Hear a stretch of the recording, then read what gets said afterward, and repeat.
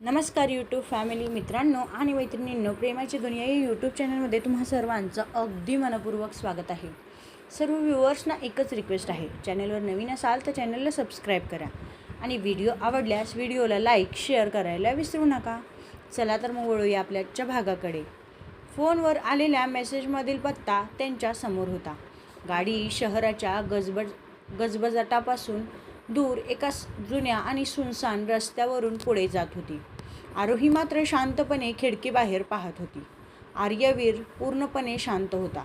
त्याच्या चेहऱ्यावरचे भाव पाहून आरोहीला जाणवत होतं की तो ज्या ठिकाणी जात होता ते ठिकाण त्याच्यासाठी फक्त एक जुना बंगला नव्हता. काही वेळाने गाडी एका मोठ्या जुन्या बंगल्यासमोर येऊन थांबली. बंगला बाहेरूनच अनेक वर्षांपासून बंद असल्यासारखा दिसत होता. आर्यवीर गाडीतून उतरला. आरोहीही त्याच्यासोबतच खाली उतरली. तिने बंगल्याकडे पाहिलं. तिच्यासाठी ती जागा पूर्णपणे अनोळखी होती, पण आर्यवीरची नजर मात्र त्या बंगल्यावर स्थिरावली होती. त्याच्या चेहऱ्यावर अचानक एक वेदना उमटली. आरोही त्याच्या जवळ आली. आर्य, काय झालं? आर्यवीर मात्र शांत राहिला. आर्यवीरने तिच्याकडे पाहिलं, पण काहीही बोलला नाही. त्याने बंगल्याचा दरवाजा उघडला. दरवाजा उघडताच आत धुळीचा वास आणि बंदिस्त वातावरण जाणवलं. आर्यवीर हळूहळू आत गेला. प्रत्येक पाऊल त्याच्यासाठी जड होत होतं. एके ठिकाणी येऊन तो अचानक थांबला. त्याची नजर समोरच्या भिंतीवर स्थिरावली. आरोही त्याच्याकडेच पाहत होती. आर्यवीरच्या चेहऱ्यावरचे भाव हळूहळू बदलत गेले. त्याचा श्वास अस्थिर झाला. त्याने डोळे मिटले. आरोही लगेच त्याच्याजवळ आली. आर्य, काय झालं? आर्यवीरने उत्तर देण्याचा प्रयत्न केला, पण त्याच्या ओठांवर शब्दच आले नाहीत. त्याने एक पाऊल मागे घेतलं, मग दुसरं,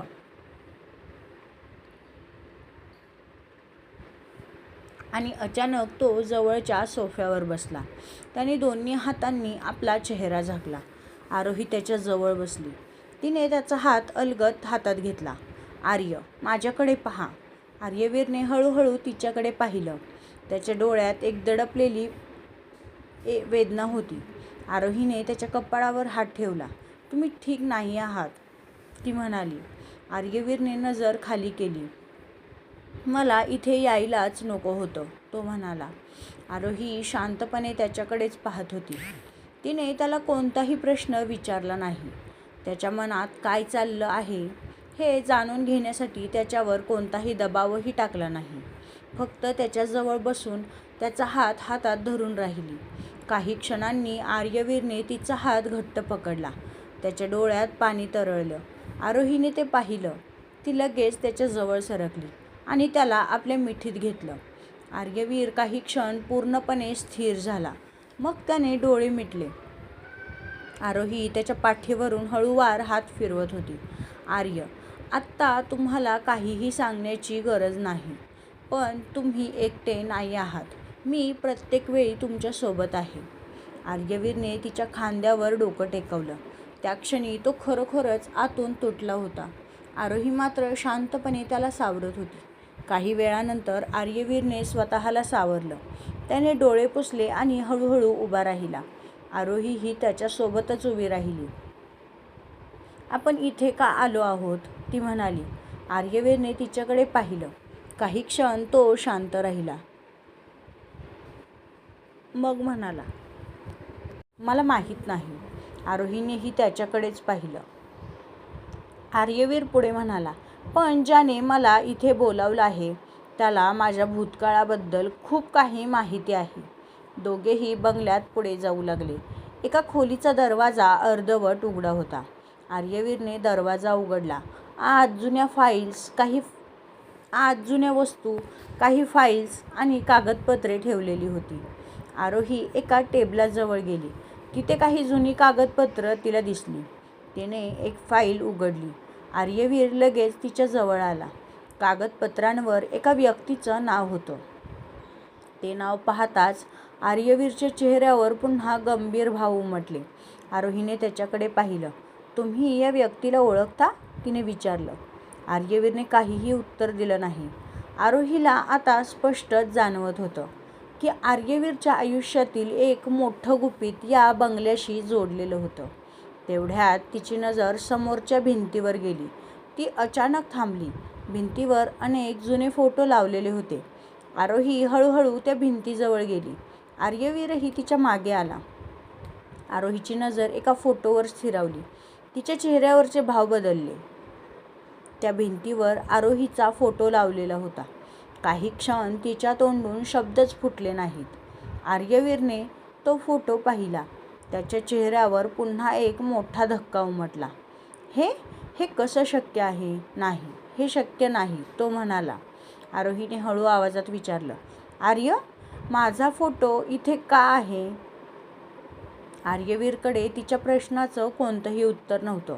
तो फक्त त्या फोटोसमोर उभा राहून पाहत राहिला. आरोहीचा फोटो या जुन्या बंगल्यात का होता? तिला या सगळ्या गुपिताशी जोडण्यामागे कोण होतं? आणि सर्वात मोठा प्रश्न, आर्यवीरच्या भूतकाळाचा आरोहीशी नेमका काय संबंध होता? तेवढ्यात बंगल्याच्या बाहेरून एका गाडीचा आवाज आला. दोघांचीही नजर खिडकीकडे वळली. आर्यवीरने लगेच आरोहीचा हात हातात घेतला. बाहेर कोणीतरी आलं होतं आणि त्या व्यक्तीला माहीत होतं की आर्यवीर आणि आरोही आता त्या जुन्या गुपितापर्यंत पोहोचले आहेत. जुन्या बंगल्याच्या बाहेरून गाडीचा आवाज येताच आर्यवीरने आरोहीचा हात लगेच घट्ट पकडला. दोघेही काही क्षण शांतपणे खिडकीतून बाहेर पाहत राहिले. बाहेर अंधार पसरला होता. गाडीचा आवाज हळूहळू जवळ येत होता. आर्यवीरने आरोहीला स्वतःच्या मागे घेतलं. इथेच थांब, तो म्हणाला. आरोहीने त्याच्याकडे पाहिलं. ती म्हणाली, आर्य. आर्यवीर म्हणाला, आरोही प्लीज. त्याच्या आवाजातील गंभीरपणा पाहून आरोही शांत झाली. आर्यवीर हळूहळू खिडकीजवळ गेला. बंगल्याच्या बाहेर एक गाडी येऊन उभी राहिली होती. काही क्षण ती गाडी तिथेच उभी राहिली. मात्र त्यातून कोणीही खाली उतरलं नाही. आर्यवीरची नजर त्या गाडीवर स्थिरावली होती. अचानक गाडीचे दिवे बंद झाले. काही क्षण पूर्ण शांतता पसरली आणि पुढच्याच क्षणी ती गाडी वेगाने तिथून निघून गेली. आर्यवीर काही क्षण तिथेच उभा राहिला. मग त्याने लगेच विवानला फोन केला. विवान, या गाडीचा नंबर मिळव. ती आत्ताच बंगल्याबाहेरून गेली आहे. कॉल संपल्यानंतर आर्यवीर पुन्हा आरोहीकडे वळला. आरोही अजूनही भिंतीवरील स्वतःच्या फोटोसमोर उभी होती. तिची नजर त्या फोटोवरून हटतच नव्हती. आर्यवीर तिच्या जवळ आला. आरोही, तो म्हणाला. ती हळूच त्याच्याकडे वळली. आर्य, हा फोटो नक्की इथे का आहे? आर्यवीर काही क्षण शांत राहिला. तो म्हणाला, मला खरंच माहीत नाही. आरोहीने पुन्हा त्या फोटोवर नजर टाकली. पण कोणीतरी माझा हा फोटो इथे लावला आहे. आर्यवीरने मान हलवली. त्याच्या चेहऱ्यावरचा ताण स्पष्टच दिसत होता. आणि ज्याने हे केलंय त्याला तुझ्याबद्दल बरंच काही माहिती आहे, तो म्हणाला. आर्यवीरने त्याच्याकडे पाहिलं. मग आपण हे शोधून काढू, ती म्हणाली. आर्यवीर तिच्याकडेच पाहत राहिला. आरोहीच्या आवाजात भीती नव्हती, तर फक्त ठामपणा होता. तेवढ्यात आर्यवीरच्या फोनवर विवानचा कॉल आला. आर्यवीरने फोन उचलला. हो विवान, बोल.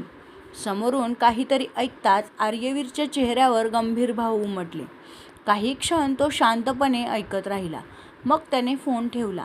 आरोहीने लगेच विचारलं, काय झालं? आर्यवीरने तिच्याकडे पाहिलं. गाडीचा नंबर ट्रेस झाला, तो म्हणाला. आरोहीने लगेच विचारलं, कोणाची गाडी होती? आर्यवीरने हळू आवाजात उत्तर दिलं, आपल्या कंपनीशी किंवा सेक्युरिटी टीमशी तिचा काहीही संबंध नाही. आरोहीच्या चेहऱ्यावर चिंता उमटली. आर्यवीरने तिचा हात हातात घेतला. आपण इथून निघूया, चल, तो म्हणाला. दोघेही बंगल्यातून बाहेर पडले. गाडीत बसल्यानंतर आर्यवीरने शेवटची नजर त्या जुन्या बंगल्याकडे टाकली. त्या भिंतीवरचा आरोहीचा फोटो अजूनही त्याच्या डोळ्यांसमोर होता. कोणीतरी तिच्यावर लक्ष ठेवत होतं, पण कोण? या प्रश्नाचं उत्तर कोणालाच ठाऊक नव्हतं. आणि त्या व्यक्तीला आरोहीबद्दल एवढी माहिती कशी होती हे देखील त्याला समजत नव्हतं. गाडी पुढे निघून गेली. मात्र काही अंतरावर एक व्यक्ती शांतपणे उभी राहून त्यांची गाडी दूर जाताना पाहत होती.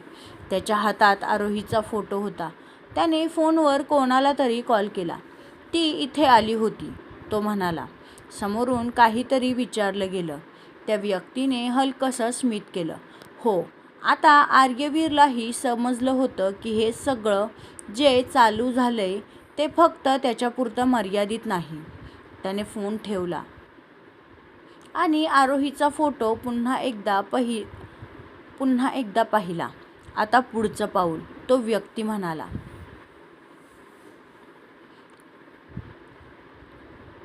तिच्यामुळेच उचलावं लागेल. बंगल्यातून परतल्यानंतर संपूर्ण प्रवासात आर्यवीर शांत होता.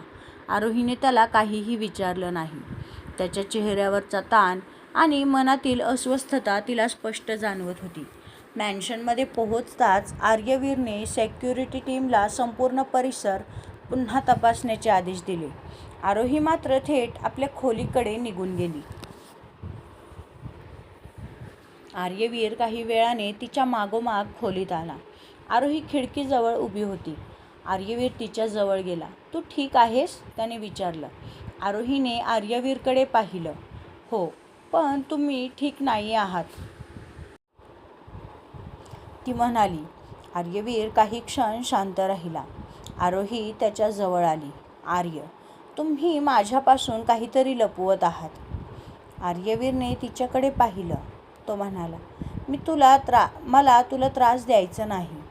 आरोहीने त्याचा हात हातात घेतला. ती बोलू लागली. तुमच्या आयुष्यात काय चाललं आहे हे माझ्यापासून लपवून तुम्ही माझं संरक्षण करू शकत नाही. आर्यवीर काहीही बोलला नाही. तेवढ्यात त्याच्या फोनवर विवानचा कॉल आला. आर्यवीरने फोन उचलला. हो विवान. समोरून काहीतरी ऐकताच आर्यवीरच्या चेहऱ्यावर गंभीर भाव उमटले. तू खात्रीने बोलतोयस? तो म्हणाला. काही क्षण शांतता पसरली. ठीक आहे, मी लगेच ऑफिसमध्ये येतो, आर्यवीर म्हणाला. कॉल संपल्यानंतर आरोहीने विचारलं. काय झालं आर्य? आर्यवीरने तिच्याकडे पाहिलं. तो म्हणाला. विवानला काहीतरी सापडलं आहे. आरोही आणि आर्यवीर लगेच ऑफिसमध्ये पोहोचले. मीटिंग रूममध्ये विवान, अद्वैत आणि सारा आधीच उपस्थित होते. विवानने लॅपटॉप आर्यवीर समोर ठेवला. तो म्हणाला. आम्ही मागील 3 महिन्यांचे ॲक्सेस लॉग्स तपासले. आर्यवीरने स्क्रीनकडे पाहिलं. विवान पुढे म्हणाला. कंपनीच्या कॉन्फिडेन्शियल फाईल्समध्ये एका व्यक्तीने वारंवार ॲक्सेस केला आहे. अद्वैतनं एक फाईल पुढे केली आणि प्रत्येक वेळी हा ॲक्सेस फक्त त्या फाईल्सचा होता ज्या प्रोजेक्टशी संबंधित माहिती नंतर बाहेर गेली आहे. आर्यवीरची नजर त्या नावावर स्थिरावली. त्याचा चेहरा कठोर झाला. आरोहीने त्याच्याकडे पाहिलं. ती म्हणाली. तुम्ही या व्यक्तीला ओळखता का? आर्यवीरने हळू आवाजात उत्तर दिलं. हो. विवानने विचारलं. मग आपण लगेचच त्याच्यावर कारवाई करूया का? आर्यवीरने मान हलवली. नाही. सगळे त्याच्याकडे पाहू लागले. आर्यवीरने स्क्रीनकडे पाहत सांगितलं. जर तोच खरा गद्दार असेल तर त्याच्या मागे कोणीतरी दुसरं आहे. आरोहीने लगेच त्या ॲक्सेस रेकॉर्ड्सकडे पाहिलं. पण या व्यक्तीने इतक्या वेळा सिस्टीम ॲक्सेस केलं असेल तर त्याला कधीच संशय का आला नाही? सारा काही क्षण विचारात पडली. मग ती म्हणाली. कदाचित त्याला जाणून बुजून ॲक्सेस देण्यात आला असेल. आर्यवीरने तिच्याकडे पाहिलं. म्हणजे? साराने स्क्रीनवर दुसरा डाटा रिपोर्ट उघडला. प्रत्येक वेळी जेव्हा या व्यक्तीने कॉन्फिडेन्शियल फाईल्स ॲक्सेस केल्या त्याच्या काही मिनिट आधी सिस्टीममध्ये एक टेम्पररी सेक्युरिटी क्लिअरन्स ॲक्टिवेट झालं होतं. विवानच्या चेहऱ्यावर आश्चर्य उमटलं. पण हा क्लिअरन्स ॲक्टिवेट करण्याचा अधिकार फक्त काही सिनियर ऑफिशियल्सकडे आहे, तो म्हणाला. आर्यवीरने लगेच विचारलं. कोणाकडे? विवानने नावांची यादी उघडली. आर्यवीरची नजर एका नावावर स्थिरावली. त्याचा चेहरा अचानक कठोर झाला. आरोहीनेही त्याच्याकडे पाहिलं. आर्य? आर्यवीर काही क्षण शांत राहिला. मग त्याने हळू आवाजात म्हटलं. याचा अर्थ कंपनीतील गद्दार एकटा नाही. तेवढ्यात आर्यवीरच्या फोनवर एक मेसेज आला. त्याने स्क्रीनकडे पाहिलं. त्यावर फक्त एक मेसेज होता. तुला माझ्यापर्यंत पोहोचायचं असेल तर आधी तुझ्या जवळच्या लोकांवर विश्वास ठेवणं बंद कर. आर्यवीरने फोन घट्ट पकडला. आरोही त्याच्याकडेच पाहत राहिली आणि त्या क्षणी आर्यवीरला जाणवलं, हा शत्रू त्यांच्या प्रत्येक हालचालींवर लक्ष ठेवून होता.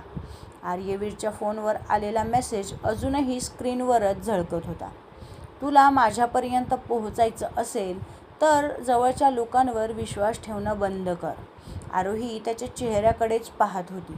तिला जाणवत होतं की हा मेसेज आर्यवीरला आतून हादरवून गेला आहे. ती हळू आवाजात म्हणाली, आर्य. आर्यवीरने लगेच फोन लॉक केला. तो म्हणाला, मी ठीक आहे. आरोहीने हलकंसं स्मित केलं. तुम्ही ठीक नसता तेव्हाही तुम्ही हेच म्हणता, ती म्हणाली. आर्यवीर काही क्षण तिच्याकडे पाहत राहिला. आरोहीने त्याचा हात हातात घेतला. ती म्हणाली, तुम्ही माझ्याशी सगळं शेअर करू शकता. आर्यवीरने तिच्या हातावर आपला हात ठेवला. तो म्हणाला, मला माहीत आहे. तेवढ्यात विवानने पुन्हा आर्यवीरला कॉल केला. आर्य, आपल्याला लगेच बोलायचं आहे. आर्यवीरने कॉल संपवला. आरोही त्याच्याकडेच पाहत होती. लगेच दोघेही ऑफिसकडे निघाले. ऑफिसमध्ये आर्यवीरने मान हलवली.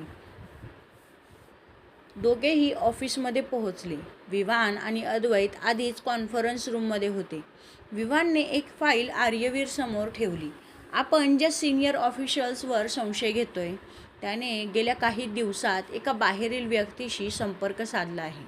आर्यवीरने फाईल उघडली. कोणाशी? त्याने विचारलं. विवानने एक फोटो समोर ठेवला. आर्यवीरची नजर त्या फोटोवर स्थिरावली. त्याच्या चेहऱ्यावरचे भाव क्षणात बदलले. आरोहीनेही ते पाहिलं. आर्य, हा कोण आहे? तिने विचारलं. आर्यवीर काही क्षण शांत राहिला. मग त्याने हळू आवाजात उत्तर दिलं, हा माणूस. तो थांबला. त्याच्या चेहऱ्यावर राग आणि वेदना एकाच वेळी उमटल्या. हा माणूस माझ्या आयुष्यातून खूप आधी निघून गेला होता. आरोही त्याच्याकडेच पाहत राहिली. पण तो परत का आला आहे? आर्यवीरने त्याचा फोटो हातात घेत म्हणाला, मला माहीत नाही. तेवढ्यात अद्वैतने दुसरा रिपोर्ट समोर ठेवला. आर्य, आम्हाला अजून एक गोष्ट सापडली आहे. आर्यवीरने त्याच्याकडे पाहिलं. या व्यक्तीने कंपनीतील गद्दाराशी संपर्क साधण्याच्या आधी तुझ्या वैयक्तिक आयुष्याबद्दल माहिती गोळा केली आहे. विवान म्हणाला. आर्यवीरचा चेहरा कठोर झाला. माझ्याबद्दल? अद्वैतने मान हलवली. हो, तुझ्याबद्दल आणि आरोहीबद्दलही. आरोहीही शांत झाली. आर्यवीरने लगेच तिच्याकडे पाहिलं. त्याच्या डोळ्यात काळजी होती. आरोही